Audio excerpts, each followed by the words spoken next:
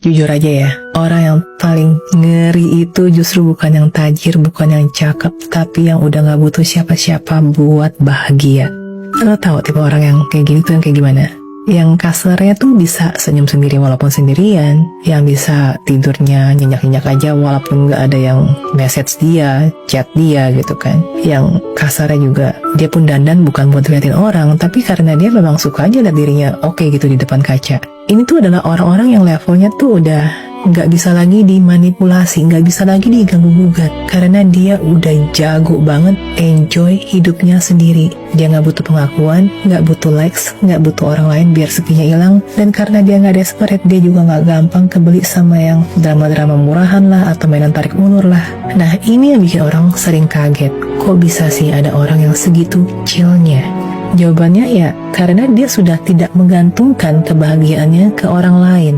Nah, ironisnya ya, lucunya ya, justru ketika ada orang sudah setenang ini, orang-orang yang beneran respect malah berdatangan. Karena apa?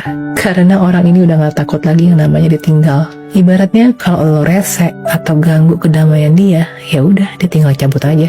Dia sendiri pun juga nggak nempelin lo karena dia takut sendirian. Dia ada di sekitar lo karena dia memang memilih ada di sekitar lo gitu kan. Dan kasarnya ya, kalau dia bisa memilih, artinya dia bisa kapan aja tidak memilih elu gitu loh. Makanya kalau lu pengen ya masuk ke hidup orang yang seperti ini, udah pasti lu kudu ada value yang dibawa lah. Karena kan jujur aja ya, kebahagiaan dia itu udah secure banget. Tanpa lu pun dia fine loh. Dan yang bikin orang seperti ini makin ngeri, wah dia berani banget buat gak disukain. Bayangin ya, ketika banyak orang lain tuh sibuk mikirin gimana biar diterima, oh dia bodoh banget. Dia tahu pasti ada aja yang gak suka apapun yang dia lakukan kan. Jadi ngapain juga capek-capek ngejar pengakuan. Intinya dia tuh menjalani hidupnya pakai rulesnya sendiri, apa adanya, santai. Lo gak bisa manipulasi, gak bisa bikin dia merasa bersalah, nggak bisa paksa dia nurut. Kalau lu sampai melakukan kesalahan yang dia nggak bisa terima, wah lu langsung di cut off, nggak pakai mikir dua kali, nggak babi bu.